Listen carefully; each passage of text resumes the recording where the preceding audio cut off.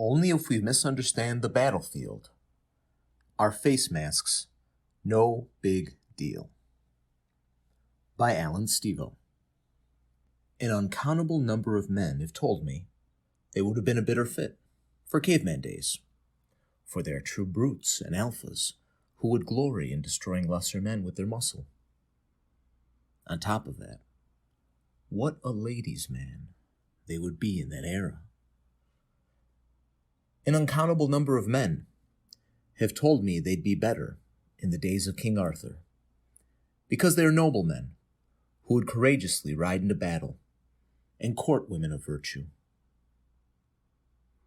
An uncountable number of men have told me that they were made for the Revolutionary War, that they would have signed the Declaration of Independence, put their necks on the line at great cost, in every aspect of life, taken great risk that must have often seemed senseless, joined the mobs in the streets, and marched behind General George Washington on the darkest days of American history, even losing toes to frostbite on Christmas Eve, being chased ruthlessly by the soldiers of the greatest empire on earth, rather than warm at home for the holidays.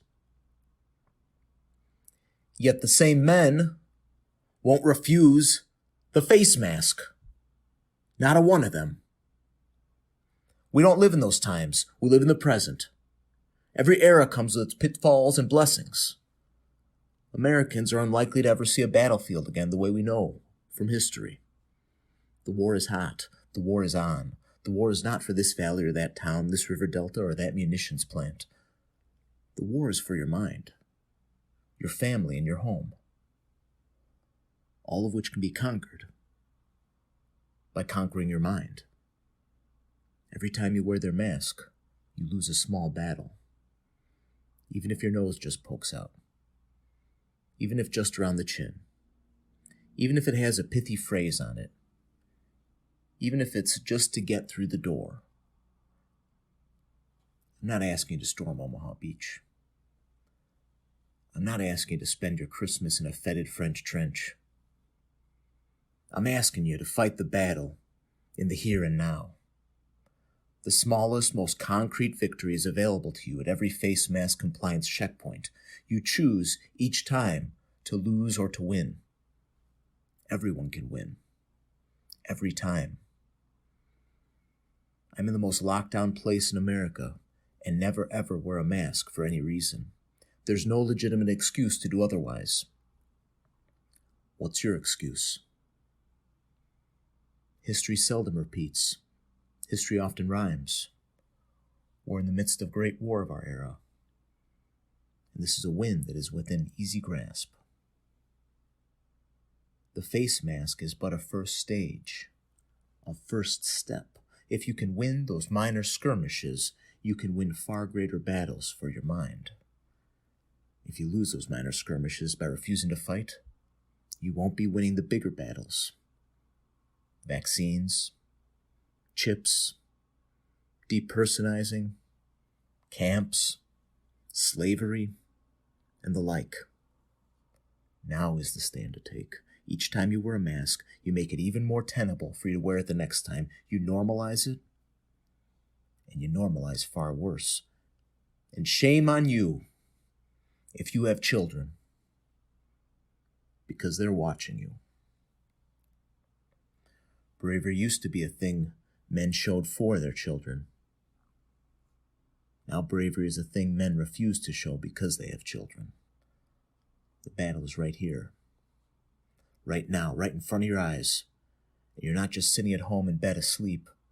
You're helping the enemy. What would you have done during the American Revolution, dear mask wearer? You would have been a Benedict Arnold, if you could have summoned the courage for even that. Even being a Benedict Arnold takes a lot of courage. Even that amount of courage is in short supply these days. And I'm not saying to be a Benedict Arnold. Not at all. Just to summon a little courage.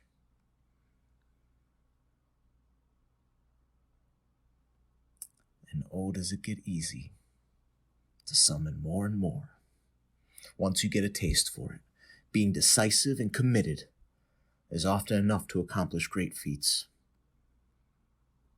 Send me an email if you don't know how to stop wearing a mask. Read Face Masks in One Lesson if you don't know how. Read my LouRockwell.com writings if you don't know how. But please, stop wearing the mask and do it today. The battle's here. And we need brave men and women to stand up. The summer soldier and the sunshine patriot in any era is the one who refuses to go to battle when the cause of liberty needed him. In January 2021, it is he who wears a mask, even once more and for any reason. Your country needs you. The cause of liberty needs you. Your family needs you. And dare I say, you need you to take this stand. And every single time. Because if we can't figure out how to hold the line right here, right now, we will have a much harder road ahead.